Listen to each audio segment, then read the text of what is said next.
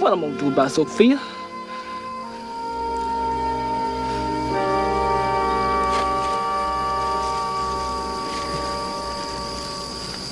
Beat her.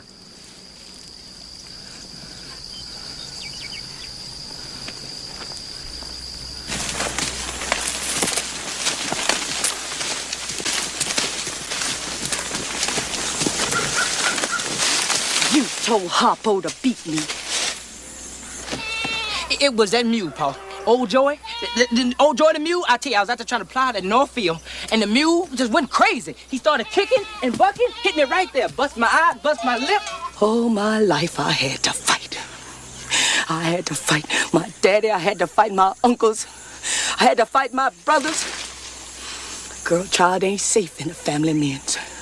But I ain't never thought I had to fight in my own house. I loves Harpo. God knows I do. But I kill him dead before I let him beat me. And that's a hoof print. Did you look at the hoof print there, Paul? No, that looked like a fist print. Right? No, sir. No, sir. Ain't no fist touch my face. Yeah. No, sir. Now, you want a dead son-in-law, Miss Seeley? You keep on advising him like you doing. This life be over soon. Heaven lasts always. Girl, you ought to bash Mr. head open and think about heaven.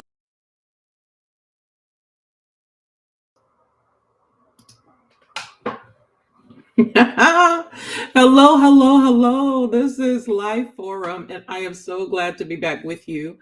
My name is Shazetta Morris, lovingly known as Coach She, also affectionately known as Apostle Shez, and got some other titles that I just will not list tonight. So grateful to be here with you to explore this conversation. We are still celebrating Women's History Month, and the ladies are joining me tonight. We are working in collaboration in order to discuss this topic on women and generational trauma. We're going free flow because we don't know where it's going to take us, but we wanted to, or I wanted to rather, allow you to watch this clip in order to get a feel of some of the things that women experience. But before I jump into all of that, our lady LYFE Forum guest panelists are on tonight, and they're with us. You haven't seen them in a couple of weeks. They've been on hiatus, vacation, some sabbatical, some other pieces. They were pulled away, and it was unfortunate that they've had to be pulled away. But I am so glad that I get them back, and it's just ladies' night. Yes, it is ladies' night. Yes, we should be live on Facebook. It is showing up on one end, but I'm not sure about the other. So let's see if we can take a minute to get everybody there. Let's welcome Lady B and Bree Jack with us tonight. Here are the ladies. Hello, ladies. Oh my gosh, I feel like I haven't seen you all in forever. Probably. Oh, this is so dark. This is so annoying. Been a Every lot. time we get together, B says it's so dark. There is light in the room. There is light in the room. Y'all see me? Well, yes, we can see you. We see that. Guys. You see it? Yeah, we see you. Oh, yes. Y'all been treating me like a boyhead stepchild, and I'm not appreciative of that. Why is that? It's not okay. It's not not. I okay. think we can fix that. I think we. Y'all know why. Y'all know why. That's what I'm saying. I think it can be fixed. How can that be fixed? Just add. You got to start a new group. You don't want to. We could just add it, but everybody else will still see the history. You just won't see the history. So is that fair? Is that fair? That some of us will see the history, but not everybody? No, the only person who wants to see the history is see, she don't care. She just I do. No, I'm saying. What are we going back to go look at? Doesn't care about the history. So what are we going back to go look at, Apostle? Do not use the scriptures on me. We are not forgetting those things that are behind. Forgetting though. Come on, you knew the word. You knew the word. Come on, let the word do the work. See, this is why we need you back. But there's so. Okay, so for those of you that do not understand what is going on in this mix, and I have a feeling that if the brothers was there, they would come pouncing on this conversation. Well, I'm glad they're not here. We're glad that they're not here. And they better not chime in the comments. So we collaborate by any means necessary. Listen, our next collaboration type is going to be mental telepathy, because God knows life is moving real fast, right? So for those of us who did these iPhone updates, it ended up kicking out our group chat, or rather adjusting it, which means that we're back to separate messages versus Pastor B said he's here, y'all. we're back to sending separate messages versus just the one and done. So some of us have been affected by that in a negative way. However, we are working swiftly to find a resolution to this kerfuffle, as Judge Judy would say, this kerfuffle that we have found ourselves in. How was that? Did I do that well? That was beautiful. Sound very doctoral. Like you appreciate it. That's what I'm saying. You sound very doctoral. I thought that was a nice, polite way of avoiding the challenge that we might run into if we told more of the details of that story. You know what I'm saying? You've been doing a lot of polite There's no discussion here. I am in other group chats in which I am the one or maybe two of us that are not, biting a forbidden fruit, and they're fine. So I don't know. I'm still in my other group chats, so it's weird. Yeah, it is reading off a little weird. It is. And no, it's not. There's no room over there. We don't want it. We don't. Thank you, Ron. Apple solid. See, it's the brothers for me. Listen, I'm so glad to see you. I am. Yeah, it's great to be seen and not viewed. Come on. Oh my! Listen, that's what the old folks said. You started with the heavy stuff. It's great to be seen and not viewed. Wow. Yes. That's pretty heavy. How have you all been? I know that it's been a topsy-turvy 3 weeks for a lot of different individuals. How are we today? Here. We're here. Well, I'm in the midst of a lot of stuff that I'm working on for work. So like my brain is on like overload. You can't give me, I gave myself an assignment, and now I'm like, when you get an idea and then the idea starts having kids and stuff. So yeah, y'all got those particular brains when it comes to that. I don't know why, but you just kind of have particular brains. Either way, I'm glad that we have your brain for the next few hours. Brianna Jackson, you're going to lead us with a thought stirring. Oh my gosh, look at her brain. I thought she was Gary say prayer, because she said, you're going to lead us. I'm like, well, this is a little bit of the, see, you was ready for that. However, this is the other part of the I just got to add you back to the group chat. There's no other way to slice that. Because we're missing so much information collectively. So we were supposed to start a thought-stirring segment here. But if we're not ready for that, we will wait, because we are all recalibrating and getting back to all of the bases and basics of life. And so we will do wherever she's led. And then we're going to engage this conversation. Listen, for those of you that are joining us anywhere on any social media space, because we could be everywhere, please like, share. We want to have this conversation with you about generational trauma. And while we are free flowing, I do have some questions that's going to lead us out. So hang in there with us. It's Women's History Month, and we are delighted to be celebrating our women and experiencing or discussing the history that makes us who we are. So yes, Brianna, it is on you, my dear love. Okay, y'all. So I just had a random thought to just share things, because for everybody who don't know, I'm the person in the group that literally shares random things that people would not think about. So I just thought, why not share it with our viewers? Now, This just came to me today. I think the segment is going to be called "Is You for Serious?" Now, Wait. Hold on. What? is Say you it for again. serious? Like that? Like Like that's spell Is it. you for what it's saying. serious? Yes, for serious. F-A serious. Is Oh, I you know what for for serious? serious is. The No, I have doctor to. might not It's know. yeah. I was explaining for her intellect. Is you for serious? Wait, is this what it looks like? What? Yes, Oh, absolutely. oh my God.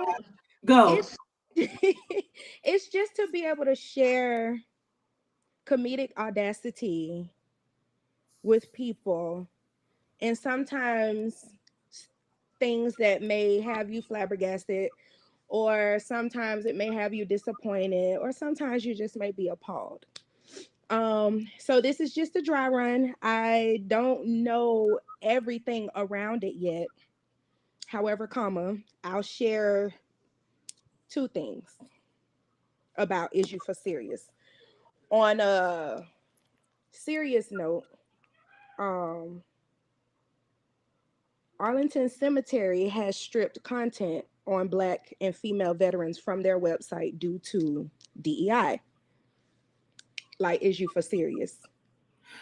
Wait, roll that back again. Yes, Arlington Cemetery, they are stripping their site of Black and female veterans. So their information, their history, everything that they've contributed, and all of that other stuff is being taken away. They're abolishing the history on that. Every Somebody gave time out Drew to started that. doing this clue, Hmm? Who that I'm is? still dumbfounded regarding the reasons why that is a situation. I don't know. I don't know. I really can't speak for those who felt like this was okay. But the question is you for serious? Hmm? You can't be. Somebody gave Audacity a call. Audacity a call. Yeah, Amen. and it picked up. Now, the second thing I want to tell y'all about was there is a pastor, a Christian church, I'm sorry. They've announced that they're selling plots of land in heaven for $100 per square meter. I'm logging out. I'm not doing this with the saints no more. I'm tired of this church. He is. I'm tired of He's this selling church. it $100 per meter. So y'all need to get y'all seats. Huh? Let's get this Baby, he in. might not even be there. What we doing? Well, what he said was he spoke to God and God granted permission to do this. They already collected thousands of dollars. So if you want to be in the number and you need your name on that scroll, I'm sure they take Apple Pay, Zelle, Cash App, Klarna, Afterpay. What up? PayPal, paying for. That's a good one. $100 per square meter. Is you for I'm tired of serious? this church. I really am. Wait, you have to give me, okay, you got to give me more details. Where is this people from? Where I are they have from? I have no details. And you know what? Now that I'm sitting here telling y'all this, I'm finna read y'all what they take. They say they take Visa, and it's in Spanish. Aceptamos todas las tarjetas. Visa, Amex, MasterCard, Maestro, GPay, and Apple Pay. I'm sorry, I was telling y'all some of the wrong payments. But those are the payments that they're taking. And it looks like they came from Psalm 73:25. It's in Spanish, so I can't explain to y'all what that say. But yeah, they Psalm trending. 73, That's what it say. Psalm 25. 7, It 20. say Salmo 73.25. A quien tengo en el cielo. Hmm? That It, says, whom have I in heaven but you? And Hello. earth has nothing I desire besides you. Why? Hello. What does that have to do with the cost of tea in China? Pay for your land if you want a couple of acres. Whom have I in heaven but you? Hmm. And earth, I'm tired of this church. Like, I don't want to say, this is what I'm saying. So I just wanted to know if people were for serious. Are they gonna keep the money and give it to Jesus when we all get to heaven in that great getting up morning? Because who keeps the money? Like I, what? How are we cash apping God? What are we doing? we don't have any details on that, but I promise on my next Is You for Serious segment, we'll have more answers. I'll try to reach out personally. This is why the other religions are laughing at us. This is Ooh, come on. Listen to Welcome the in. conversation. See, Mhm. this is why we need Lady B from Wilmington. Don't segue the conversation. My God. Are this we is what laughable? Yes. uh, listen, we do a great job of making a fool out of ourselves and then show the world. And then it's kind of like like opening your door and living in front of all your neighbors and then tell everybody to mind their business. You cannot do that. What are we doing? Don't invite people in and then tell them to mind their business. Yeah. Yeah. It's open to many spaces. Thank you for our Is You for Serious segment moment. We so appreciate you keeping us informed of the interesting nature of people's brains throughout the length and the breadth Yeah. of the United States and beyond. Thank you so much for that. I am going to be contemplating that, I think, all week. What? Both of those segments. First of all, the whole idea of scrubbing, you said African American or BIPOC women from the scroll or log. I don't even understand why that's a It's thing. Why did Black and female veterans. DEI roll into stuff like this? That makes no sense to me. So I would love more information. And the other piece, I got a home up in the sky Yeah, that's yeah, paid for. yeah. It says the content removal is part of a larger effort by the president to eliminate diversity, equity, and inclusion practices in the military and throughout the federal government. So contributions, deaths, sacrifices, none of that matters.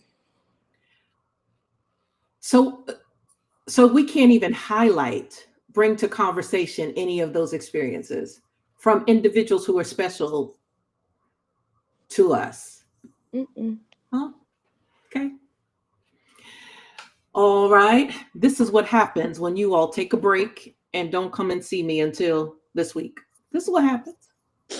What happens? This life stuff. I got a home up in the sky. Gonna tell this world goodbye. Yes, You you see? see, I yeah. will. Come on. Listen, Classic has. Out of being by what that land. what do you I have so many questions because now I didn't put a down payment on my spot in glory. So does Yeah. that give me a license to sit now? Because I'm good. Hello. I Does didn't it? pay to live in the neighborhood. So Jesus, I'm good, right? How does that work? Do I get my money back if I sin and I forget to say I'm sorry? Like, how does that work? Maybe they bought land already up there and they put in houses, but in the area that don't have the streets of gold. They go to the And it wooden might not side be the of pearly heaven. gate. Okay. Yep, They're gonna be at heaven. They're not gonna be in heaven. you're right. Might have wooden gates, not pearly. Laura, heal your people. Yeah. It's too much.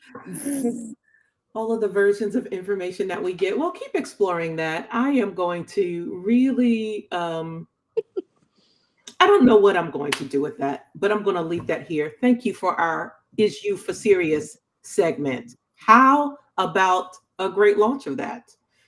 Lord, there's a Yeah. lot going on in the earth for real. What I do know is that it is still Women's History Month Yes. and Brian Morris, good Lord. Yes. And since it is Black Women's History Month, we are focusing our conversations on, he would say this, right? The blood is my down payment. All right, it is. At least that's what we all thought until this new segment came out, right? You better run, B. Ooh, yes. It is Women's History Month, and we are focusing our conversations on the wonderful things that highlight women in our culture, in our society. Listen, there's a lot that we could talk about with women, and we can't do it all. But tonight, we want to discuss the idea of generational women and generational trauma. Now, this topic is important to me because, first of all, I can only speak from my own experience or the experience of a culture that I have embraced. And we all are African American women here, or unless we got some Indian and some other cultures in here that I don't know about. We might. I mean, my grandmother is from the Caribbean, but that's about it. Okay. Oh well, my other grandmother is Indian. My Okay. paternal grandmother is Indian. My maternal is island. Yeah. We probably you got any additional mixes in your line, Bernicia? Well, this hair that I got in, it might have. Hello. Ah, yes. No, honestly, I don't know anything about my dad's side of the family. Couldn't tell you anything about that. But um, my grandmother's mother Mm-hmm. was half white. Mm-hmm. Okay. Um, and then her dad's her father was also half white. So I know I have a lot of Caucasian. Actually, like upstate New York, I have like family up there that are Caucasian. But I don't know of any other. Yeah, I couldn't tell Mm-hmm. you. That's a lot of mixes, though. That's a lot of intersectionality, Yeah, crossover. So sometimes we thinking that we purebred. That's why ancestry DNA is so important now because a lot of individuals are finding out so much more about themselves. Mhm. What we have learned, though, how did you hear about outside of your family? How did you hear about the history of, let's use the term African American women, African American families? What was your biggest um, space of learning about that for yourselves? I'm confused by the question. How did we hear about Black women? What influenced you the most about Oh, our culture? Like, how did you learn about our culture outside of your family telling you this is our family line, this is your grandfather, grandparents, all of that type of stuff? What other ways did you hear or learn about African American culture? TV and TV and book. Oh, I growing up, I was forced to read. So I guess I was like, it was actually a means of punishment. Same. Oh, okay. Like that's why I'm a words person because I used to, if I got in trouble, my grandmother would, if I said, "Don't let me get," I got caught cussing or something. Hmm. Okay, you said that. Now go find me 10 words, honey. We had to find synonyms. We had a whole encyclopedia in our house. And Mhm. we had to go find those words. Now you found those 10 words. Now go write them 10 times. Now Yeah, use them in a sentence. Like, yeah, absolutely. that bad. But yeah, from books and from TV. Hmm. What about you, Brie? Yeah, I'll say books, TV, school. One of the main places was dance.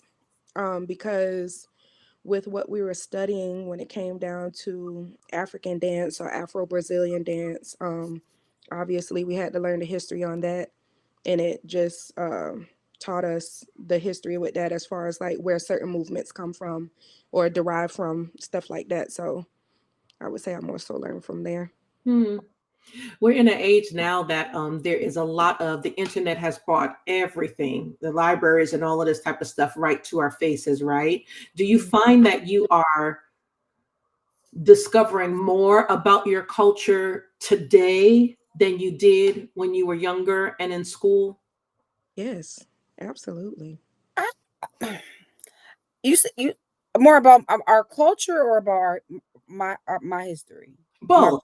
Speak. okay. Yeah. I think in when I was younger, I definitely learned a lot about our history. Hmm. Um Now our history and our culture is two different things. Good. So learned a lot about our history, and then today I feel like roughly about maybe like 10 years ago. I ain't gonna say 10 years ago. Maybe, yeah, maybe about 10 years ago, everybody went on this path of like, it feel like everybody, it was a strong wind of embracing black culture again. Oh yes, When you everywhere. think about like even with people starting to go started with our hair going natural and like really diving into like what the importance of like representing the black community, like Mhm. it just blossomed like out of nowhere, and I hate to say it like that because it almost feels like it's like a fad. Mhm. Sorry, Mhm. sorry, black people. That we're like that everybody hopped on. Not saying it's a bad thing, but we like what I just said because it kind of looks like a fad. We don't want it to die because fads go away. Mm-hmm. um, so it's like it wasn't until I roughly about 10 years ago. I feel like when everybody like really started like trying to embrace it or even like hone in on it, and that's just my opinion, but I could be wrong. How you Well, feel do about that? you feel like fads usually go away, but it's because it dies with the generation? Mm. Because Uh, like if you think about it, like yeah, it's like that's just like this whole BBL veneer crap. mhm. That's with a specific generation. And then well yeah, I would say the BBL thing is with a specific generation, and then the veneer thing came after with like the next generation. But it's like us and our generation, we're not on that. Like, and it's not, we're not trying to embrace that fad. Um, I will say I did embrace the whole going natural thing, but it works better for me because my hair don't break off as much anymore. And it's a bit more easier to maintain. But I just feel like with the next generation that does the whole BBL thing, like that fad is going to die with them because don't nobody else want to be dealing with that after the fact. But then the other generation, the whole veneer thing is going to die with them. Just like I feel like the whole brace face thing is not even a thing anymore, but it died with a certain generation. You know what I'm saying? Um, so yeah, I feel like we can have them, but I do feel like certain things will die with a generation. The same thing with women in our family or coming down generations. Like certain things, yeah, they die with generations. Mm. Well, the Bible says there's nothing new under the sun. So I'm old now. So when you old when stuff start coming back. It's like, Mhm. oh, come on, why y'all doing this? Let's start with edges. Why are we doing this? This is so Mhm. 1993, 94. Like But that's just they, history repeating itself. yeah, that's what I'm saying. Like everything is just starting over again. Like, Mhm. um, so I don't know. I guess in another 10 years, somebody will be sitting on the sideline singing Beyonce songs, and they're gonna be calling it a throwback, and we're gonna be offended. Like Correct. we'll That is be correct. extremely offended. What you mean? That ain't no throwback. That was just, oh wow, that was like wow, that was a long time ago. Like I it's think yeah. I was just about to say, I'm sorry. I think it's great that you're still within a lifetime where it circles back though. Um, Absolutely. because I was born in '90, so the whole edges thing, I mean, it was there for me, but it wasn't there for me. Now, as an adult, it's there for me. Um, yeah, versus you, it done came I'm gonna just say a couple times in your lifetime. I don't know how many times in your lifetime this came up, coach. But What the edges thing? Please tell me what the edges thing is. First of all, the baby has. Baby hairs when baby people was in zigzagging so them and Yeah. so what y'all call it now? Edges? Yeah, they'll no, call them no, edges or baby hairs. it's the same thing. It's the same thing, but like I don't listen. I've been bald head my whole life. Let's be very clear. Like I wasn't blessed in that area, but I do. I mean, I thought my battery was doing something. Um, So I never did like swoops and swirls and all of that. But Yeah, when I me would either. rock a ponytail, I mean, I might have did like one little doo-wop pop, but people doing too much when their edges look like curtains, like it's doing Yes. too much. It, Yeah. it's it's doing too When they much. have It's to not use a even little cute. small flat iron. Yeah, like Ooh. yeah. Mm. But that's what just like swooping your edges and like chop. They was doing like little rings. Y'all did that in New York, Apostle, with the I'm little ring. telling you, I'm sitting here like either I am very aged or I am out the loop. And it could be both. Because I have not been paying attention to that. Okay. Y'all never curled y'all when you got your hair done. They never did No, nothing special with my your edges No, don't the front participate part of like your head. that. no, let me tell you why. Okay, so my 20s, I'm 30 years away from my 20s, right? Hmm. I'm from Choir City. So of course we had banging hair, spritz Absolutely. hair, the hair that could walk on its own, or if you was walking your hair be Yeah. behind because it was so stuck because of the hairspray or Spray. whatever. Yeah. Absolutely. Yes, Rich. so I remember what we used to call that Patti LaBelle era of hair. Hair was big, all of that stuff that was Yeah, just avant-garde. Very avant-garde. yes, but then the laying down of baby hair was icing on the cake because everybody was holding on to those baby hairs that was no longer babied anymore. Hello. So of course, I mean, but Ah. it's so interesting now because I'm like, that's a thing again. Yes. Brian Very. said you was preaching in modesty in the air. She Save was the And page. saved, he's right. saved. I Come was saved, on. saved. Right. I'm not going to tell you what my modesty was doing for him. No. Amen. Hello. Praise the Lord. Yes. My Hello. modesty while I was preaching, because that's how he met Okay. me. Preaching, sir. Boom. He was Boom. You was lusting after the prop. right. That modesty. Let's Come on, modest. you know what? A lot of stuff. I didn't even realize that that was something that was a fad that came back in and out. But you guys are right. There are nothing new. Seemingly within the sun, under the sun, there's a lot of stuff that will recycle and repeat itself. One of the things that I want us to even you like, Lord bless your heart. Stop talking. Brian. Right. Jesus. Mhm. Please. One of the things I do want to talk about is some of the things, right? Because when you talk about all of the stuff that kind of cycles in and out of the world, Bree, you're gonna live a good long time, and you're gonna see some things happen every 10 years, and you're gonna be like, wow, is that still happening? Or and then like B said, when people doing throwbacks on I don't even know. Listen, Earth, Wind, and Fire seems to be outlasting fads because they get the most throwbacks or the most play Remix. with newer artists. And so some of They that is do. still relevant, Hmm. but you'll also experience that in other spaces and pain, traumas, mental health experiences, spiritual experiences. We Hmm. carry stuff, which is why I wanted to bring to bear this conversation around generational trauma and how women handle this experience because there are things that we just carry and sometimes we drag in baggages and we don't even know. But Hmm. from our makeup as women, we are carriers. We Yeah. carry babies, we carry households if we need to, we carry friendships on our shoulders, we carry people's vulnerabilities, we just carry. Hmm. But sometimes we don't unload, we don't drop it off. We don't Sure. drop it off. And that can be something that will have individuals holding up dead things because they believe in the former life of a thing. Oh, ain't that good? Right? You Mm. ever have a good church mother just be in a church and it's like the people are dying off or the people are leaving, but they still hold on to the glory that was there before and they just can't leave it. And I'm not saying that that's bad. I am just saying that sometimes in a different context with generational trauma, we continue to perpetuate and recycle things that we should not continue to do.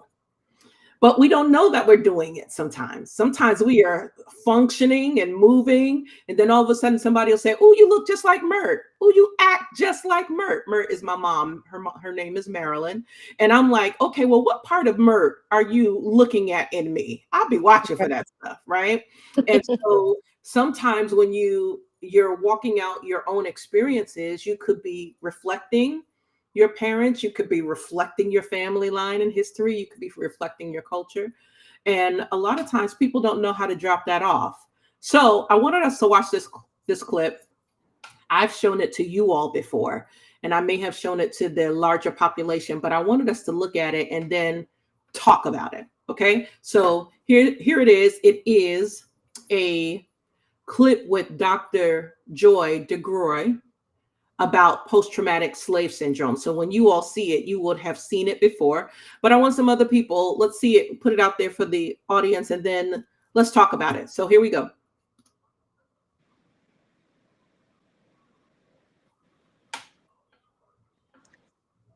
Is an explanatory theory that really looks at multi-generational trauma. One of the things that's difficult for people is their first response is, oh my God, that happened so long ago. We're talking about people being captured, shipped, sold, beaten, raped, experimented on, and then you have to ask the question, did the trauma continue? Yes, so 300 years of trauma, no help, freed, no help, more trauma. If it's a sustained trauma, then the impact of that is also sustained. When we look at multi-generational trauma, we're looking at people who are maybe victims of natural disasters and their families and their children and generations of folks who have experienced war. And we know that there are residual mental, emotional, traumatic impact. And what I did was I started to look at the African-American experience, starting with slavery, as a real clear long enduring trauma. So I started to see that there were clear connections between that survival behavior and contemporary living in African American experience. I started to see common behaviors that I took for granted as, well, cultural. There's adaptive behaviors, survival behaviors. Well, what are they? Let's just say 2019, you have a black mother and a white mother. The sons go to school together. They find themselves at a meeting. The black mother leans over to the white mother and says, I just wanted to mention to you that I noticed that your son is really doing quite well. And the white mother's response is, oh, thank you. She begins to go on and on about he won the science fair, his uncle's an astronaut. She's just oozing. She realizes the black mother's son is actually excelling her son. And she says, well, wait a minute. Your son's the one that's really coming along. And the black mother responds, oh my God, he's a handful, but oh, he just works my nerves. Now, when I'm working with African American people, it doesn't matter what the audience is. It doesn't matter what class. If I were to ask, is she very proud while she's saying those denigrating things? And everybody laughs and goes, of course. There's a secret. Because everybody black knows that even though the black mother is going, oh my God, she's really proud. So now let's roll that scene back 300 years. And let's say this black mother is working in the fields and a white slave owner comes through and says, wow, that boy is really coming along. What is she gonna say? No, he's not. He's stupid. He's shiftless. He can't work because I don't want you to sell him. So I denigrate them to protect them. That is called appropriate adaptation when living in a hostile environment. The little white boy, say Timmy, he feels really comfortable and happy about what his mom just said about him. And Trey looks at his mom and wonders, why can't you be proud of me? Because he doesn't understand the secret yet. And by the time he learns the secret, he will have already been injured by it. Post-traumatic slave syndrome. PTSD is a disorder that occurs as a result of a single trauma. You don't even have to be there to actually get a diagnosis of post-traumatic stress disorder. You could just hear about something horrific happening to someone you love. So you have people who have experienced it firsthand, people who have witnessed it in their environment, right? People who are continuing to be oppressed. That exacerbates any possibility of healing. So it's not post-traumatic stress disorder, because then it becomes part of what we call your socialization process. So you begin to normalize a way of living and being, everything from what we eat to what we believe it means to be a friend. All of these things are colored by history. And if you don't understand it, you're going to fold in things that you've just assumed are normal. But post-traumatic stress disorder, exaggerated startle response, outbursts of anger, feeling of foreshortened future. There was a point where there were African American children in different urban settings that didn't expect to live to be adults because they saw so much death, that they started planning their funerals like at 13, 12, as young as 10. When you start looking at the simple biology, you start looking at the impact of stress on health. And while we look at general stress, we know finances, you have illnesses, all these different things. How about being black? How does factoring in being black in America impact your stress level and therefore your body's ability to operate its own immune system, because we know it compromises the immune system. Once you understand it, then you can deal with it, because you see it's habitual. You socialize, it becomes part of your being. So one of the ways you begin to address that multi-generational trauma is to work with the people it directly impacts, to hear from them. And when you give the people the information, they can use it. I think the first order of business is beginning to have a conversation. And the other is to educate the larger society. You have to stop the assault. So this is not purely a clinical thing. This requires social justice and change. That's where part of the healing is. It's not in a clinical setting or in a pill. It's in fairness and justice and safety and equity. We got to work with some of those clinical things, some of those issues of panic and anxiety. And we also have to deal with the fact that you have a system that is set up to oppress you and to continue to injure you. Both those things have to be dealt with. And they cannot singularly by themselves affect a change. They have to be done collectively.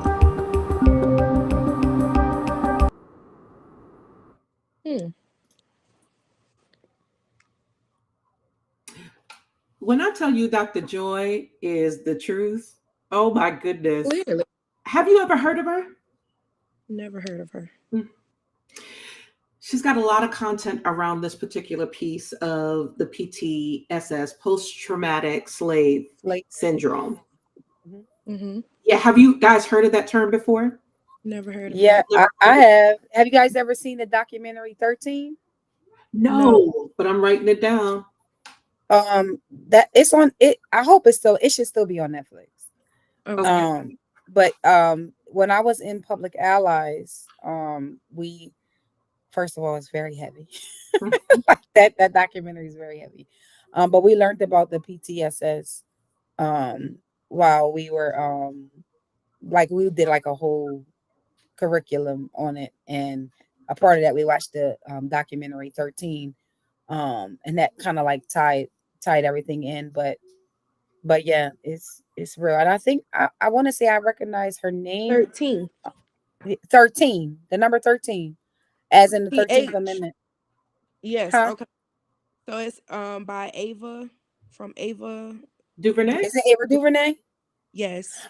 Oh, that is her. Okay. Yep. Ava Okay. DuVernay. So it said it's 13th with the T. Oh, it is 13th. Okay, I thought it was just 13. But yeah, 13. I'm gonna take a look at it. And I'm gonna came out on my birthday. Say that again. It came out on my birthday, 2016. Oh, thank you for reminding us. We're sending gifts. Yay, yay, yay. Of course. Let me tell you why this thing with Dr. Joy blesses me. Number one, because it's my field of profession, right? And I was so grateful to be connected to her. I started engulfing myself in a lot of her information. But number two, and this was really profound to me, the idea of generational trauma can happen in your personal experience at home, your cultural experience with your family, and in religious circles. Mm-hmm. A lot of times the scriptures, and I don't think people really recognize it, but that's a fight that people have now, and there's a lot of highlight around that.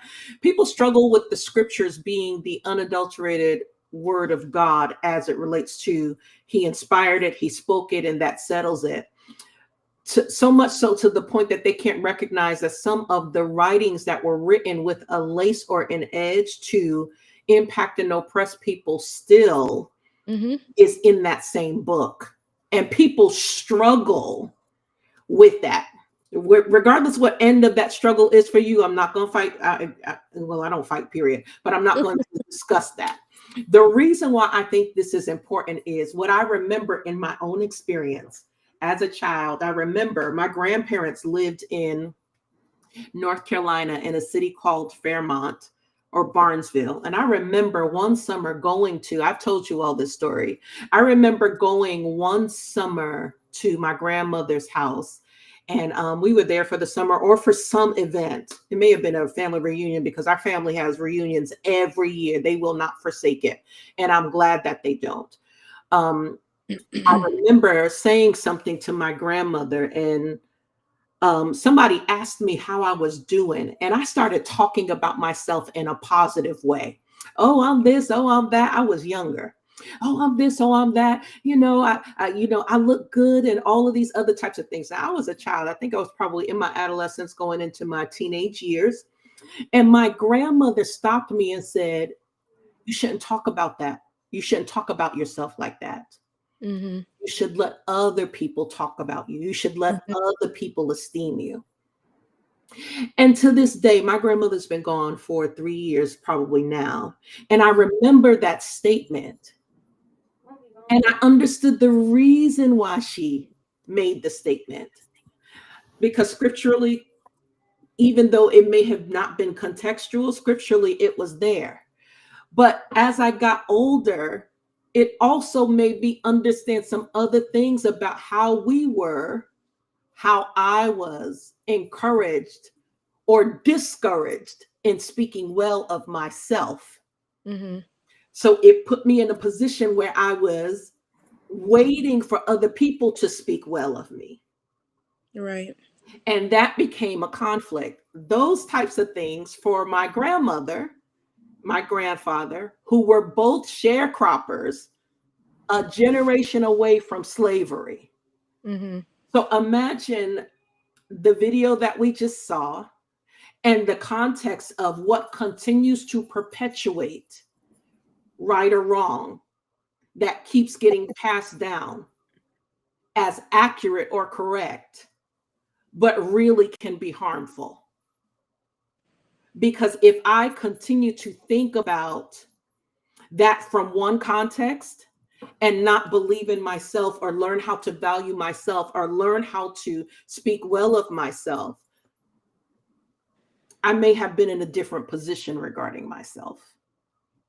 Right. Does that make sense? It does, because I was gonna say I've always had to explain to people that I'm not boastful and I'm not cocky. People always used to think that I was stuck up, and it's like, I'm not stuck up. I'm just confident about who I am, or I'm confident about how I look. And it was because at home I wasn't discouraged about being proud about who I am, or I wasn't discouraged about saying how I feel like I look, or whatever the case may be. But in church, the church that I was coming up in, yes, we were taught not to be boastful and not to be conceited, was the word that was always used towards me. Oh, you're so conceited. You're so conceited. And it's like, I'm not conceited. I'm just confident. But I didn't walk around being boastful or saying certain things or always making things about myself, because I thought that it was wrong to do so. Because in church, we were taught that we need to be humble.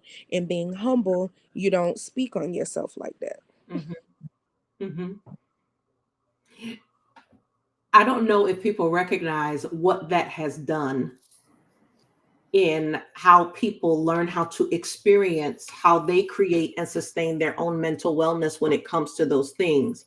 Because anything, Dr. Joy in this video talked about having awareness about why people act a certain way or they do certain things. This behavior that was shared from the African American mother from slavery days up till current day was Mm-hmm. all about protection. Mm-hmm. But it could feel, from a child's perspective, looking at this experience, it could feel like you hate me. You ever listen? It's a crazy thing, right? You ever feel like your parents or people who say that they love you, the way that they talk about you, when we don't even recognize where it's coming from or why it's coming from them, we feel like, well, Dad, can I do anything right? Like, do you love me at all? And it is more difficult. Listen to what I'm saying. We are okay at times in a certain generation, and that's why wherever you've lived, it's important. Whatever stage of life you have lived in, it's important. For some people, it was easier for them to receive or not receive their father's words because their fathers were in and out of their life in a certain generation, right? When I was growing up, my father wasn't the main voice in my life. So that left a whole bunch of other stuff, right? But just follow me here. He wasn't a main voice in my life, so I wasn't looking for that voice per se. But Mhm. my mom, whatever my mom said, I held on to that like it was grits. So mothers we carry, right? My mom, she worked hard. She raised her 3 children. She went to school, held 2 jobs. And so while she was taking care of us, she was also carrying that frustration. She was carrying a whole bunch of that busyness, that, tiredness. And we had to learn to adapt our behavior to that. Not only was she taking care of us, she was taking care of us and managing what she was experiencing in her own emotion. And Mhm. sometimes that came out and she couldn't hold it, probably. And it could almost feel like, well, are you upset with us? Because children don't always understand that. So we can perpetuate things and not Mhm. even realize the source of where it comes from. Tell me, have you ever had that experience in your own world? Yeah. For me, I always felt that my mom didn't see me. Um, which is a very vulnerable space for me, but it's cool. Uh, Be safe, I will. because this is not exposure space, or this is not a space where I want you to No, no, even no. really just be safe. Yeah, it's just me scratching the surface, guys. Just I felt like I didn't hear it enough. I wouldn't say that my mom down talked me, but I would say that I didn't hear it enough, and I never thought that what I was doing was enough, so I always tried to overdo everything. And I learned in her passing that she actually was extremely proud of me. I just hate that it didn't happen in her physical time here. Mhm. Um, would that be considered the same thing? It could be In a to an sense? extent. Yeah, okay. It could be, especially if we understand that maybe her experience was that she didn't receive that. She Right. may not And have received it. Her mama did. Her mama may not have received it. And based on, again, the video of a historical thought. Remember, mhm, for African American culture, we learned a lot about our history and what we did and how we existed in the United States through storytelling. yeah. So some of that storytelling translated into statements and themes that just kept us surviving. Mhm.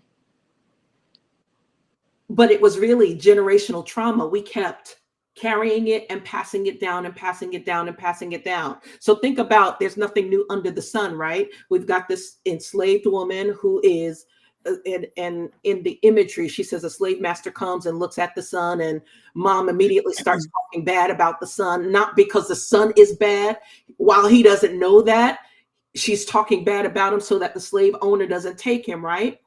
Mhm. Do you know we have probably recycled that back around again with our brothers being out in the street and telling them, our sons, y'all behave yourselves, y'all make sure y'all don't give no flack, y'all make sure if the cops pull you over, you do this, you do this, you do this, you make sure you keep the tone down, don't raise your voice, don't respond. We do all of that now. We do. And it's But go ahead. I was just gonna say, but we see what happens to them. Been it's been more so exposed now than ever, now that we have all of the technology and we have people pulling out the phones, because obviously it's been going on for years. Mhm. And yeah, I will say, but I would say not even with our black men. I mean, it's like that with all of us in general. Like, if we're, I know everybody done experience riding by the police and y'all got the car light on and y'all got to hurry up and turn it off because y'all don't want to get pulled over. Do you know that for Because the where we get longest that from? Right. Where do we get that from? Do you know, I did not know it was okay to just have your light on. I Absolutely. always thought, But where did we get it from? Like, literally, where did we get it from? We just want to be perfect. You put your hand on 10 and 2. You sit up straight. You make sure you done slid your seatbelt on. If you're somebody that don't wear a seatbelt, all the kids got to sit down or either lay down so it can make sure that they don't see y'all in the back seat without the car seats. mhm. Where did we get that from? And none of it was necessarily wrong, right? No, But that's what we assume. I think last year, maybe 2 years ago, I recognized that there was nothing wrong with having the inside light of the car on. I think all of these years, which is crazy. it is crazy. It was just ingrained. And Correct. so it speaks a lot to the idea of what we carry, right? And how we are protecting, even unintentionally or unknown to us, things that we shouldn't have to just cover just to be human, Hmm. right? I mean, tell me what you feel about that. B, I noticed you quiet. You nodding your head, but I want to hear from you because I want to hear from both of you. But our experiences are different. And because I am older, I've got more content as it relates to the comparison. Hmm. And then we've got the mental health piece, which brings some information, but there's nothing like living these experiences and watching these things happen in our own families, and understanding, for the audience that's viewing, the strength of women. And I'll speak to particularly the strength of African American women to cover a lot of different things and to carry a lot of different things and still be alive, and also working it out in their own ways, whether they're going through therapy or whether they're going through the exercise room or whether they are self-caring. There's so much that is being unraveled in the African American, African woman's experience. And I applaud them for surviving spaces. Hmm. Sometimes we are, speaking of generational trauma, if you grow up in a family that has anxious tendencies, or if you are in families that have seen or have experienced a lot of violence, do you know how much you start to frame your life around that experience? Hmm.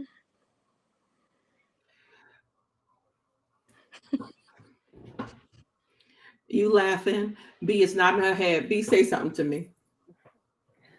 I I'm listening because it's a lot I could say, but you told us to be safe out here. Yes, I So want. what just so I'm clear, like you were asking, to reiterate your question. Hmm. Um you were asking us to as it relates to generational trauma. Can you repeat the question? I just want Which to make sure I'm answering. which What part? what did you ask us? What was Dad, your question? did I go so far from that? What was your experience? Was that the piece that I was asking? You want me to share, and I don't know what Yeah. I'm sharing. Okay, hold on. Because I was great chime in off of other, but I was wanting to address the question.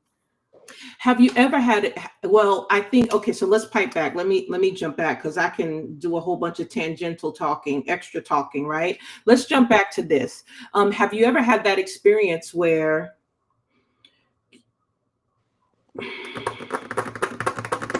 Well, I guess go ahead. Go I'm ahead. having a brain freeze in that moment? Wait, give me a second.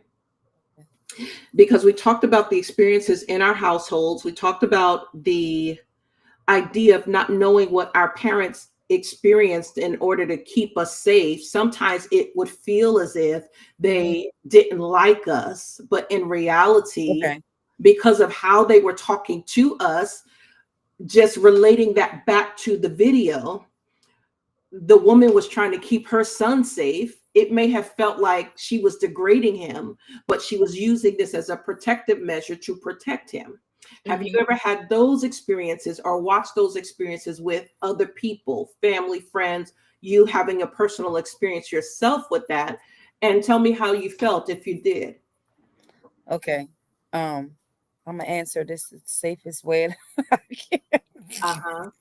without going too much into my business. I was gonna start by saying that, like, I don't think I was raised by my grandmother Mm-hmm. up until I've told you guys this before. Up until I was 13, I moved with my mom. Now, growing up from like, as I also was in foster care and probably until I was 5 years old. And then my grandmother took me and my sister. Um, but up until like when the time that I was raised by my grandmother, we weren't allowed to spend the night in nobody's house. Mm-hmm. Um, we didn't have company like like or like I had friends that their house was the party house, like that one friend that everybody could come over their house. We wasn't their house. Like I think my biggest frustration from that time period living with my grandmother is that I grew up with my sister, and girls can be catty. Me and Sharina never got like almost never got along. I like it was just always we were constantly fighting. So I would have loved to have somebody that I quote unquote consider friend come over to be able to share space, to have time to be like be with them, because I was always with my sister. But we just weren't allowed. I don't have many experiences like this, say like I didn't understand, so we just weren't allowed to go to a lot of people's houses. Like I could go, we wasn't spending the night. We needed to know who had how many brothers, how many uncles. Like, Mm-hmm. why you gotta talk to all these people? It was so annoying. Friends in school would have sleepovers. Like, oh yeah, you coming, Bernicia? Mm-mm. I'm gonna ask my mom. No, I'm not. I already know. I already know. I'm not going. Right. And I struggle. Like, I've always been highly sociable. Like, I've never had a problem with making friends. But there were some areas like I was teased a lot in school. Like looking back, that's a whole nother segment. I didn't know I was bullied. I just thought like I considered me being like ridiculed, but like within modern times that we'd involved with this whole anti-bullying method, I recognized that I was bullied in school. Mm-hmm. Um, but I used to try to do things to try to like keep me in like the quote unquote in crowd, and I missed out on those moments because my grandmother kept us so like you don't like I thought I was missing moments to be able to mix and mingle, and she was like no. So people are often at times like, and there are friends that I grew up with. There are still friends to this day. Like they've been friends since we were kids. But it's like I find that to be in my friend circles today, and I'm going to go off on a tangent. Like I don't have any 30-year friendships, like that. So I on that from that perspective, I felt like I missed out on that. I didn't understand it as a kid. Now when I moved with my mom when I was 13, I had all the freedom in the world because my mom was never home. But I didn't want to. I could have been pregnant at 14, but I wasn't into that. That just wasn't my thing. So, but I guess it kind of helped me as I got when I went to this new phase of my life of having all this freedom. I understood boundaries of how far I should and should not go. So I guess it kind of helped me. Thanks, Grandma, because I did have the foundation because now I could have ran amok. Like what? My mom was never home. I'm out here. But now I was like, I didn't want. Now I don't want to, and now I'm in a place where I don't want to. So I guess it kind of helped me, but I didn't understand it then. There were some other examples I could use, but we're gonna be safe tonight. Okay, we are going to be safe because even in that experience, I was one of those individuals too that my mom, we had a lot of church activity. And so we spent the night over other people's homes, but it was very, very limited. And in some of those spaces, I don't know about you all, but in some experiences that I've worked with and people that I know, a lot of times those no's or those limitations or those no, we're not going to do that was because of things that our parents wouldn't say to us. Like, nah, I went to somebody's house and somebody touched me, so I'm never letting you go. Right. And it's those conversations that they don't have with us. Yeah. Could make us feel like, well, why not? Fast forward to today, and our kids today who have no holds bar, they're like, I want to know. I want you to tell me. Listen, we in the YOLO space. You only live once. We want to experience things. We're not into boundaries or borders, all of those types of things. But there was so much that now it's feeling like we have to give an account for, or we have to have conversation for. But our parents, it was a lot of things that they were safeguarding us from. And in the generational trauma experience, there were some things that maybe they went overboard in. They're like, listen, no, we're not going to do that. No, we're not going to do that. Mm-hmm. And we never always understood why they were saying what they were saying. But again, going back to this video from Dr. Joy, it gave me a real big pause to really think about all of the things that I had wondered about, but I never really understood. And then when I started to hear them and I understood it, like that light in the car, when I started discovering more about the history of our people, that turning off the light was a protection too. Turning on the light was in a different phase, was a level of protection. It's just so crazy, all of the things that we have had, that we have established, that we have carried. And what it has done is it has made us anxious, even if we're not conscious of the anxiety about things that are around us. I have a question. Sure. Do you think as women, because yeah, we do carry a lot, and you know, some knowledge that I've gained is that women carry a lot of trauma in their wombs. We pass that trauma on to our babies. That's the question. Yeah, but I mean, maybe it's rhetorical as I don't know what, because It's not. because I have experienced seeing women in different pregnancies, and they've been treated differently in those different pregnancies, and the children are, how can I say, they're two different ways, I guess you can say. The way they react to things, the way that they, like, their mannerisms and everything like that. I hope that made sense. It does to me. Do you Okay. want to answer it? Do you think that women carry their trauma in their womb? And I'm assuming that you're asking and pass it on to their Yeah. child in utero. What do you Yeah. think? For the first part, I definitely believe that we carry trauma. Like, I know, I guess, for the lack of a better word, I'm just gonna say yes. I'm sorry. Yeah, I know when I was pregnant with Paris, um, I was 22 and overwhelmed, like Mhm, stressed, mhm, and like, and the doctors that tell you, like, the baby, try to find your zen, the baby can feel everything. Mhm.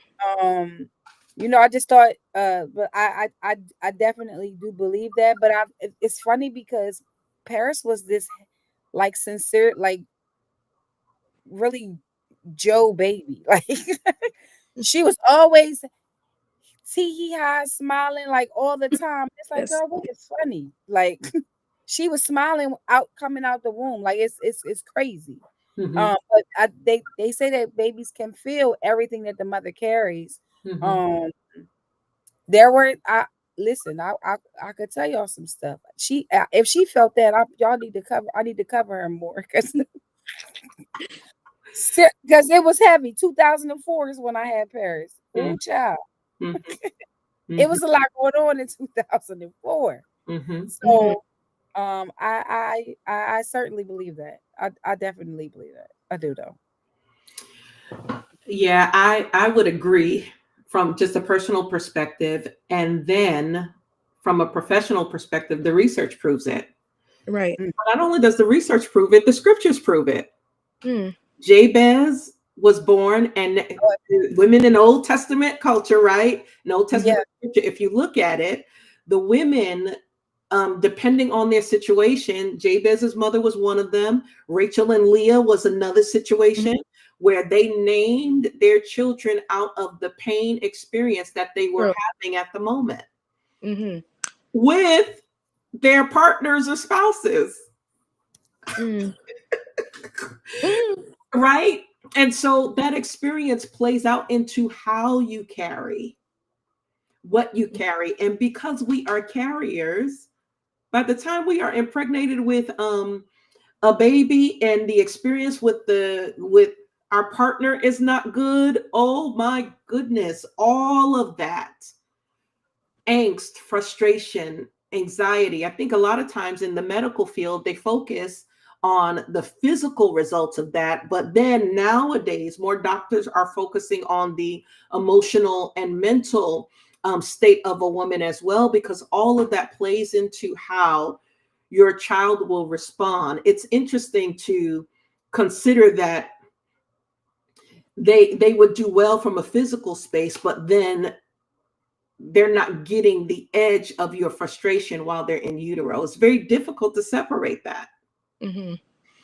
But it's also a good thing to highlight and point out when we think about how strong women are, whether they are, I only speak, I speak from my culture because I am a Black woman. And so that's where I speak. I'm not limiting it from other cultures, other BIPOC women experiences, white women, other race experience. I'm just speaking from this one because I know my experience. Mm-hmm.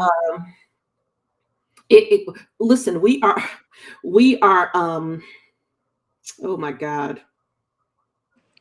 We're amazing. We are less likely as African women to be treated well in hospitals.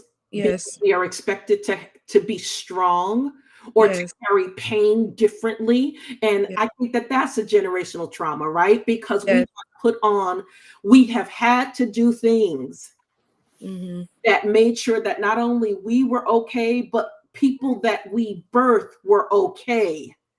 And I don't think we've ever taken that cloak off. I don't think society has taken it off. No. No, but that is the reason why we're treated that way in hospitals. They think that our pain tolerance, we're lying when we say that we're in pain. Mm. And you know, the thing is, I train with somebody, and he's a Black male, and there have been times where I be training, he be like, Bree, he be like, let's go. And I be like, sir, I'm tired. Like, straight up, I'm tired. And you know what he says? Come on, you Black woman, you could do it. I hate it. I hate it. And after him telling me that like 5 or 6 times, I'm just like, sir, it doesn't matter the color of my skin. Regardless, I'm tired. Mm-hmm. And this tiredness can be stemming from so many million different things, generational things, and all of that stuff. Like, don't do me like that. Don't say you a Black woman, you could do it, or you a Black woman, come on, you a strong Black woman. That's what he said. You a strong Black woman. I'm just like, I am, but we get tired too. Mm-hmm. But do you think that we have contributed to that? Yes. Do you think, since we pointing, I loved it. Do you think that that's conscious that we contribute to it? I was just about to say I was gonna say I don't think half and half. In some I aspects, think that yes. In some aspects, no. I think that we sometimes we don't do a good job of being honest about where we are. People make the assumption because we out here saying, "Oh, I'm a strong Black woman," and True. like I don't need this and I don't need that. We got to And prove somebody wrong. I know people who will argue you under a table or just brag you under the table about how they went natural giving birth to all of their kids. No, ma'am. Why is there a baby? Oh, she got stuck. Dang it. Crawling on my floor. All of the drugs that we have in America, we going natural. Why would you? What we doing? I ain't got to prove nothing to nobody. Baby, stick me. I don't do pain. Please. But here's the thing, B, right? When you say that, should we have to do it just because we can? I think that that's a really powerful space, right? Culturally, we haven't learned how to lean.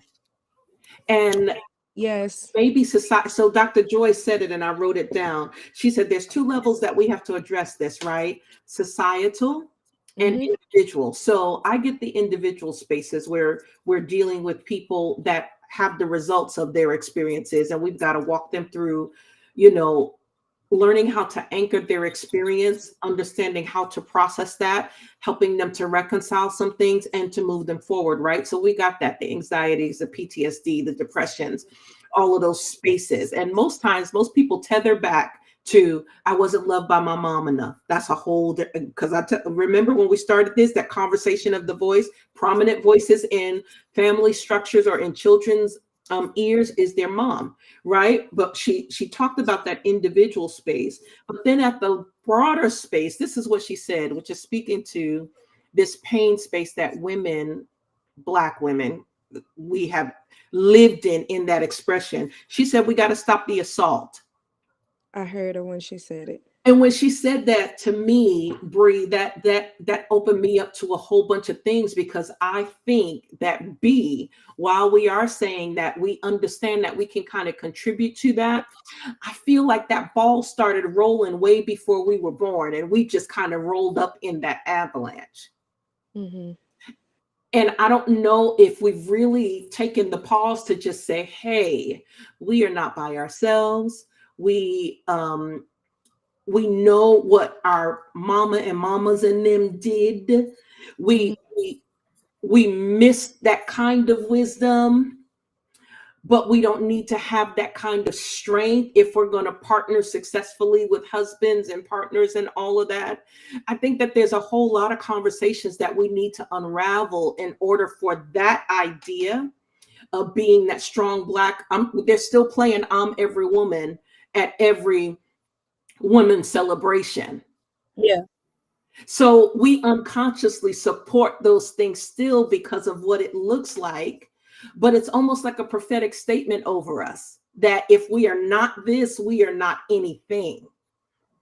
Mm-hmm. Yeah, I think from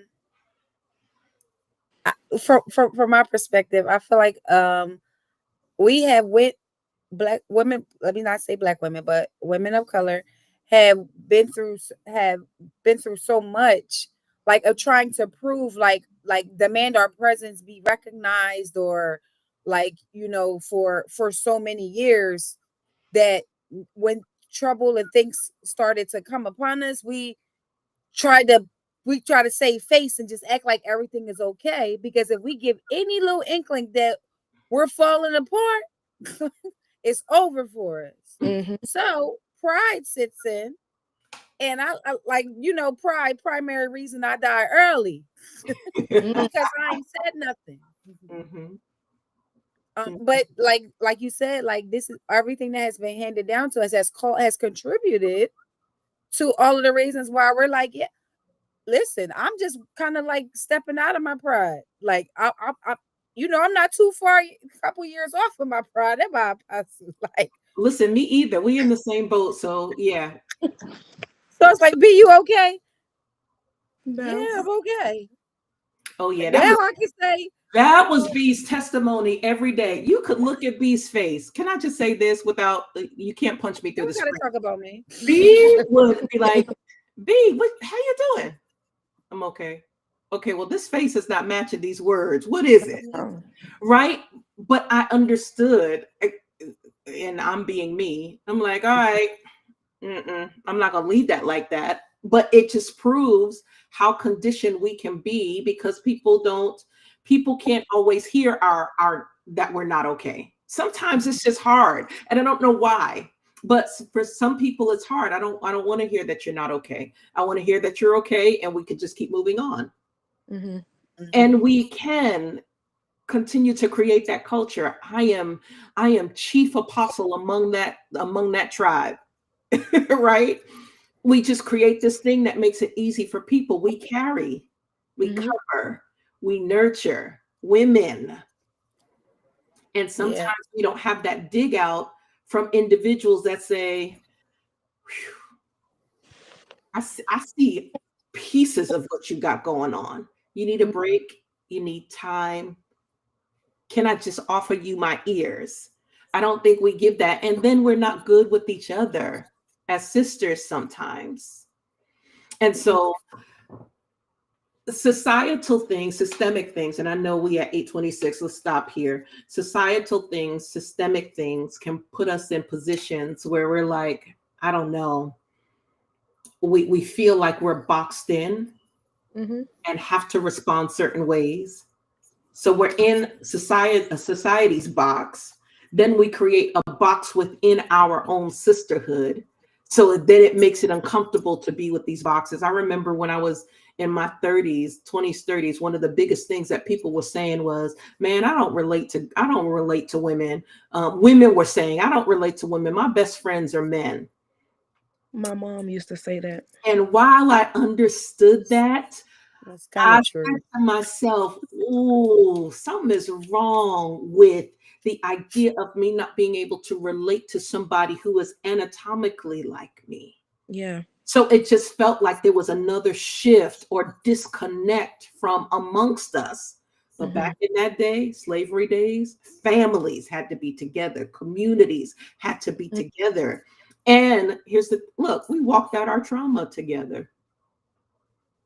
But now we're so disconnected from each other after that old systemic trauma is over, that one of the things that's missing now is community, because we're still expressing it. Now we don't have anybody to walk with us in it. And that can be disappointing. I don't want us to be there. Stephanie said, absolutely. That's the whole problem. I love it. Yes, I believe that it's a significant truth that we need to consider as it relates to that. I empower women. I don't care what slice of the land that they on. My husband he's good to me. I'll say that. He's okay to me. No, he's good to me. And he is my literal physical best friend, yes, but I'm going to always be available for my sisters, women. I'll ask this last point, and Bree, you don't have children, but I'm going to ask your input. Okay. Anyway, Bernicia, you have children. I have children. What would you say as mothers, as women, we need to unlearn so that we don't give that to our children? It's a good question, right?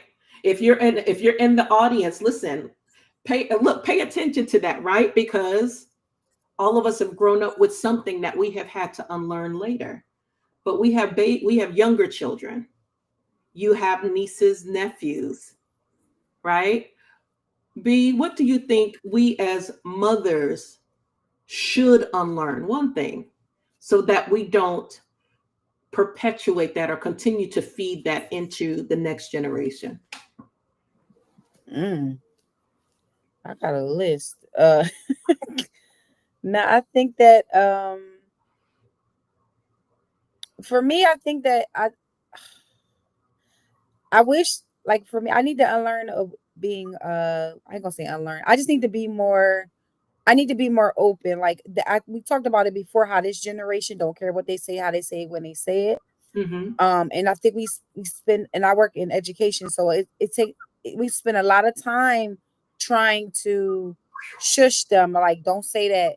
But we spend a lot of time bottling a lot of stuff, and a lot of times it's, baby, get it out. We at least we know where they are. Versus us, we got all these layers that we got to peel back, because we have been given the mantra that, you just supposed to, you got to keep moving, you got to keep going, like, like life happens, you just deal with it. So now we got all this stuff, these unanswered, these unaddressed situations that we trying to maneuver through life with, but we carrying all these bags. I did a skit about it a few years ago. We carrying all this stuff, and not one time have we put anything down or opened it up to try to take some stuff out. We just carrying, and they're just dumping. So I think we need to I would definitely say we need to unlearn like our strategy for carrying things. Like, get you a wagon, baby. Your back is getting ready to break. I don't know. But like I got 42 years worth of trauma that I'm trying to work with. Unfortunately, I have unknowingly passed that down to my daughter. Because Paris doesn't want to, she's not very open with talking either. It's like she's like, I'm okay. If what frustrates me about her is being mirrored because I do Right. the same thing, and we frustrate each other. Oh, this conversation right here. Yeah, that's some good honesty. Oh Yeah, my yep, Stephanie, we walking around looking like we want to Cancel the layers. right. come on. Cancel that instead of canceling people, right? Because Mhm. we quick to get rid of people, but people's gonna be here even when we gone from here. Yeah. Right? So we got to learn that. But I love her statement about we should unlearn modeling trauma. And I Mhm. don't know how you mean that. So I really would love for you to chat in a little bit more around that space. But one of the things that I get from that, even after listening to Bernicia and how you shared that, which was excellent, B, thank you for that. As I'm reading Stephanie's statement, the unlearn modeling of trauma, sometimes we go from bipolar ends. We go from one end being in that space where things are very heavy to because of all of these things, now I have become, oh, and I want to use the word, it's not a word, but I'll use the word, you tell me how you feel about it, an over victimization. Mm. So am I walking around with my patches on so that somebody can see it and pay attention to it? Mm-hmm. For some people, that could be a true space. And I'm not sure if that's what Stephanie was talking about, but I would love more. But the way that you talked about that, the strength of that, Carrie, and not our children observe that, right? Mhm. Yeah.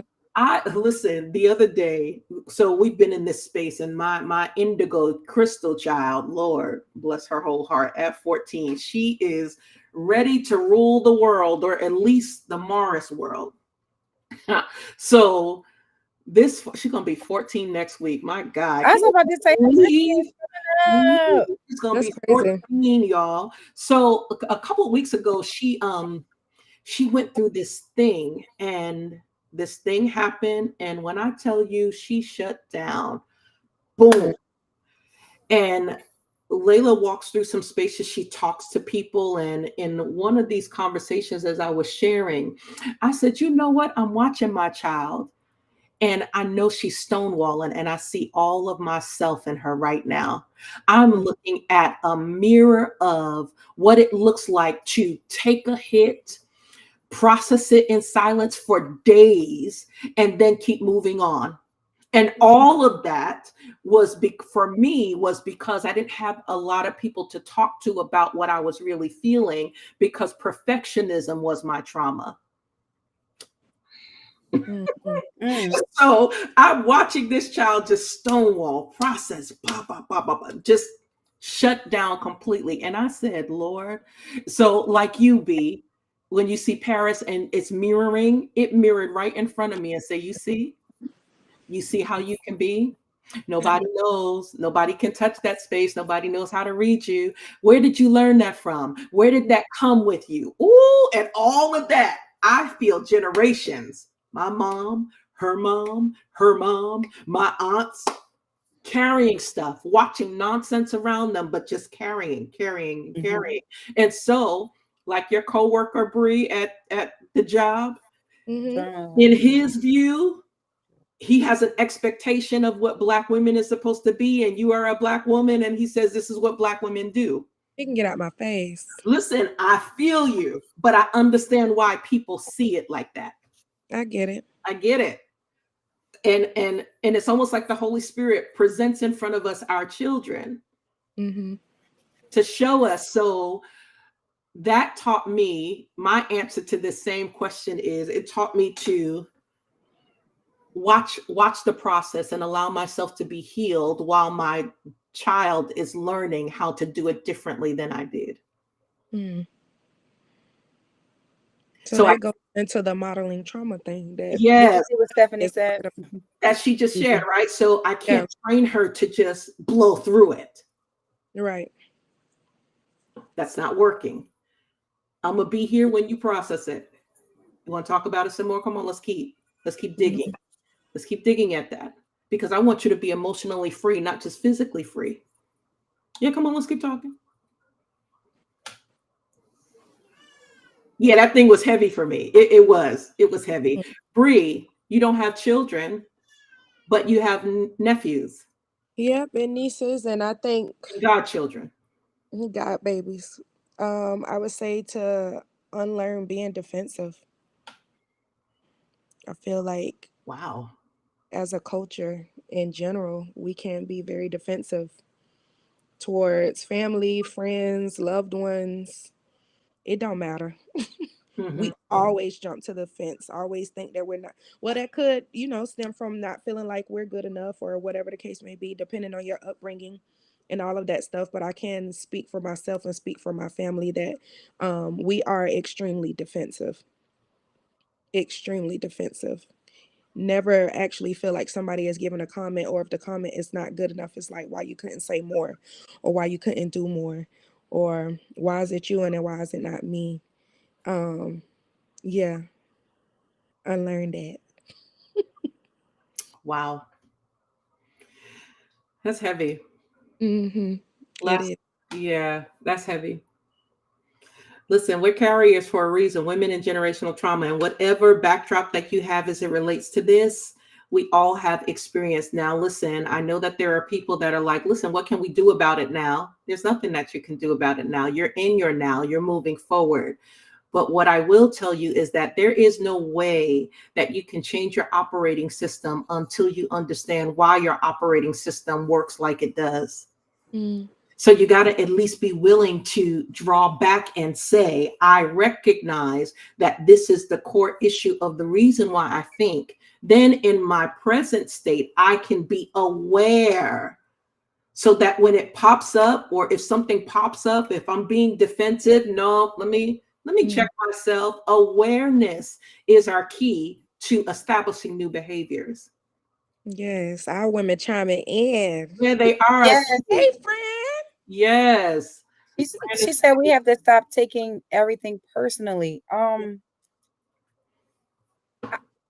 don't know. I feel certain thing. I understand. I absolutely. I agree with this statement, but I also think that it's hard to do that when certain things are triggers. Mhm. Like But it's are not. the We're triggers not coming intent. from We're trauma? not intentionally trying to take it personal, but something reminds us of something, and it's like Mhm. what you make. Okay, like we start Right, going down this right. whole tangent about that. So yeah, it's hard. Yeah. Well, It okay, is. here's the thing, because B, I know you don't like tangents, but you're gonna get used to you're gonna get used to this world. You don't live with us long enough, right? We gonna be in this world of the soup. And look, and we can't even blame it on Adam tonight because he ain't even on, but this is how our conversations go, right? Because he usually takes it for us. But think about that, right? Because I think that you said something very powerful, that it's hard, we can't take it personally, and it's hard not to take it personally. Okay, so if I'm saying something to you, what's happening is that from my mouth to your soul creates the trigger that comes into your mind. Mm-hmm. Hmm. Once the trigger is tapped, you stop hearing me and you hear your trigger. Yeah. And I think that that is the challenge with being able or unable to take things personally, because everybody won't know what triggers us. Right. We have to be aware of the fact that our triggers trigger us, which means that we have to do our work on that. Otherwise, we will ascribe everybody, put them in the position where we feel like everybody is attacking us. That's why I say, listen, the scripture has a true principle. We got to know those who labor among us and are aware of us in the faith, but everybody won't know us better than ourselves. But oftentimes we don't spend a lot of time in our own self-discovery. And so now we put onus on other people to know us and to know what makes us tick, what makes us click, what will make us mad or not. And they can't have that responsibility. That responsibility is on us. Which is why it's considered us taking it personally. But see, sometimes okay. Sometimes No. Go ahead. sometimes okay. I'm going to tell you because I'm queen. I'm queen of the defense over here. Like Oh, I'm deliberate, baby, we together. but I'm delivered. I am. I used to be terrible though. But sometimes the shot is so loud that you don't hear anything past like the trigger. So, and I've been cursed Mm. with like uh delayed application. Mhm. So it's like after I done jumped off this bridge, now I'm like, now if I would have took 2 steps back, I probably wouldn't have Absolutely. failed. But it's hard to be in that moment and remember, Mhm. like, especially now it's different when you're dealing with people who are familiar to you. Like Apostle and Brian are, I consider, close to me. So I mean, they both have done and said things to me that have pissed me off. Pissed. When I tell you pissed, and you be like, you like the queen of pissed off, and ask me, have I changed? Yes. Come on. They both have. And I just like, ooh, just oh. It doesn't make what they have said to me wrong just because they offended me. I had to I walk away, and now because all those I'm replaying moments in my head during my time of reflection, and I'm like, oh dang, okay. Well then how come I couldn't have said it's like self-control is like it's everything. So like Mhm. I'm not gonna say that comes with maturity, it comes with attaining more knowledge. Like you have to know. You just have to know. Like Mhm. you can't fly off the handle because I all the time you're gonna be broke because you're not gonna have a job. I done lost jobs for firing off my bosses, and after the fact they be like, you didn't know that was said. I don't care. Yeah, when they laid off, I was on the first roll of layoffs. Let's Mm. get on. Let's get Bernice on out of here because she don't care. Mhm. So like, but it's just hard to be in that moment. But I guess that comes with experience. The more triggers you have, the more opportunities you have to handle them differently, I guess. I think it's Yeah. powerful because listen, and we won't get into all of the details of our individual backgrounds, right? But I am more familiar with yours. Mhm. And every trigger is understandable. Mm, What we learn now, first of all, let me commend you because over these years, oh my gosh, how long have I known you? How old is Paris? She'll be 21 this year. Oh my Jesus. I was preaching there the year before she was pregnant. So 22 years. Yeah, so 22 years. I've known you for 22 years in some form, closer relationship in the last 15. You Yeah. have developed such a larger level of tolerance around a lot of things. And based off of your history, people would not even imagine what you've survived. So I commend you. It is a constant work of emotional regulation to remember that this is not that. This is not that. This This, is not that. this This is is not that. this is Shazetta. Yes, Shazetta likes you. yes. Shazetta loves you. Loves Oh You Lord. know what? listen, I'ma be in your face and then I'ma show up I and we're thought I gonna was do the only hard bee things that felt like together. that. Mm-mm. We're gonna do hard things together. We're gonna go and deal with this thing together. We're gonna listen to this doctor. We're gonna do these hard things, but Oh guess what? I'm gonna gosh. be with you. We're gonna be together. And see, that is the labor that I think that we need to come to learn when we are understanding people. That's why community is so important, and we don't have enough of it right now. Uh, So we are all off with people. Why you say that? What that mean? And we're understanding in our own language and in our own culture. English is not the only language that we hear. We hear Shazetta Ease. We hear Brian Ease. We hear Brianna Ease. And that mhm. my definition can be very different than yours. Mhm. So coming to that space requires the intelligence, emotional vulnerability of communication, especially with people that you love. You are worth me understanding you. So I'm going to sit here till I do. That's And we are beautiful. not going to continue to harbor stuff that is not meant for our relationship. This is not that. This is not that. This This is is not not that. that. Yeah. And so we get to tell each other that and be like, call me tomorrow. Come on, we're going out to eat. You mad? Okay, we still going to eat. Look, we're gonna do something. Not me. It's not unfortunate, but I know some petty people, but I don't know how to be petty. Like I try, I hold grudges. I don't. So No. I build the bridge and I get over it. But you gotta give me my space. But Mm-hmm. my space is good because I have time to okay, all right, she was right. All right, we're not gonna tell her that though. We just gonna just start acting like we just gonna take her advice. Yeah. We're gonna take her, we're gonna model what she gave us and pretend that we evolved into that on our own.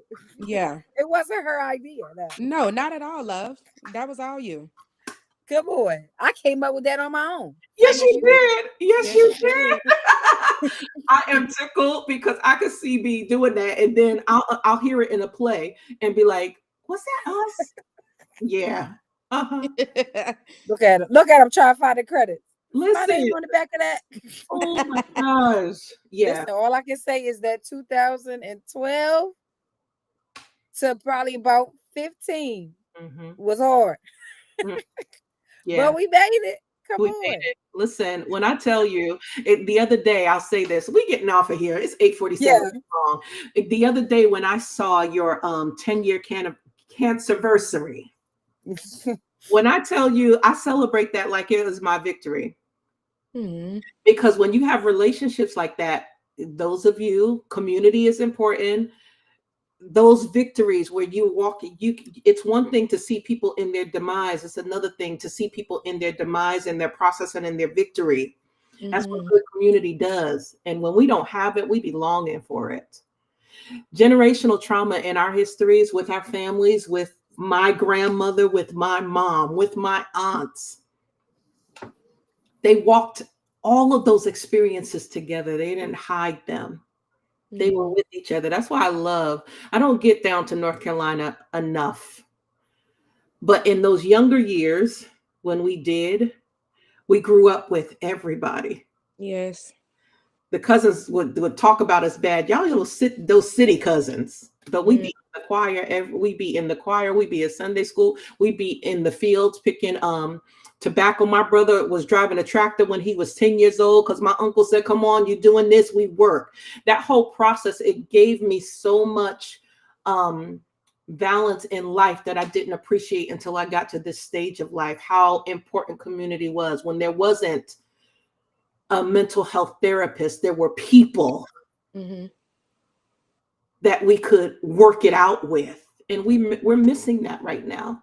So there's so much that came from this conversation. I can't even give any more to that. Somebody wrap this up so we could get off. I feel like I'm a preacher and I'm at 3 points and I don't know what else to say. So let's just stop. Somebody else say something, because this is all of my pistons are firing in my brain about what we do to engage the healthiness of our communities again, so that we're obviously feeling triggered by a lot of things that are going on in the earth, by experiences that we haven't completely processed. And we need a safe space. Yeah. Oh my God, we need safe spaces so that people can fully be themselves without apology. Lay down burdens. Somebody talked about baggages and suitcases. There are some spaces, spiritual spaces, that are not safe. There are some homes that are not safe. I think we take advantage, we take for granted what is safe until we realize how unsafe people are. And they just won't confess it. They won't say it because they don't know what to say or how to say it. There was a time, that the house of God seemed to be the safest space, until we realized that people were getting pregnant in the house of God. People were getting molested in the house of God. Safe spaces, home, all of that. And women, we carry that. We cover that. Now we are charged to help heal that. This is not that. This is not that. This is not that. We're in a different space. Harpo said, listen, Oprah said in this thing, you told Harpo to beat me, but I'm not carrying that into this next generation. I'm not her. Yeah. know that's right. I'm not her. You could do that, but I'm not her. Mm-hmm. This is not that. Yeah, this is so good, ladies. Y'all are the bomb tonight for sure. Thank you for this. We come back together again next week. I don't know. I think we're supposed to be doing women's sports now, and our beloved Kara is supposed to join us. We had a loss in the family. She lost her father, and we are continuing to pray for her and them in this process. Now, talk about the king, the chief apostle of petty. Chief Apostle Brian Morris is the apostle of petty. Now, he is going to, I'm telling y'all now, in this group chat where we're getting ready to add Bernicia back to add, He finna get fired up. I want y'all to get ready because he is getting ready to run the gamut on this 2 hours. I'm just letting you know. Okay? They not gonna let us down. Oh, never, ever. However, Anyway, yeah, is Kara coming on next week? She will we be on want next her to. Yes, so we're going to try and engage her. We want to talk about women. This is the last week of Women's History Month where we're honoring, and we want to talk about women in sports, women in sports and creative avenues, and that's her niche. That's where her degree is in sports education, physical sports management, all of those types of things. So we definitely want to get her insight as it relates to what's happening in the world of women and sports. So if you are joining us for the first time, we appreciate you for coming. Listen, support our efforts, support the work. Evolution Church, we run our flagship LYFE Forum experience every Tuesday night. If you want to continue to help support us, help this organization grow, help us continue to express spirituality, mentality, and creative arts. And we do all of those things because we are expanding, exploring, and evolving. We look to touch the whole man, and we actively do that. If you want to support that work, you can certainly contribute to us. The Cash App, ways to give. The Cash App is there. Zelle is there. GiveLify is there. We are a nonprofit organization. All of your contributions are tax deductible. We would love to receive your support so that we can continue to do our work. We are locally here in South Florida, but as you can see, we are everywhere. So stay connected. And as we continue this work, we will see you all next week. Listen, hold tight for announcements. Don't leave so that we can meet that 2 hour exact quota. We shading the brothers back because when they get on here, we're not even going to watch what they do because they'll be annoyed with us. for 3 hours. So they will figure it out. Listen, ladies, say goodbye or good night to the people for us. Good night, y'all. Guys. Make sure y'all get y'all land. Oh my gosh. And please bring you. What's the name of your segment? Is you for serious? Is you for listen, I can't wait till next week because I can only imagine what you're gonna bring as it relates to that. Listen, pay attention to the announcements. You all have a wonderful evening. Thank you for joining us. Bye. Bye.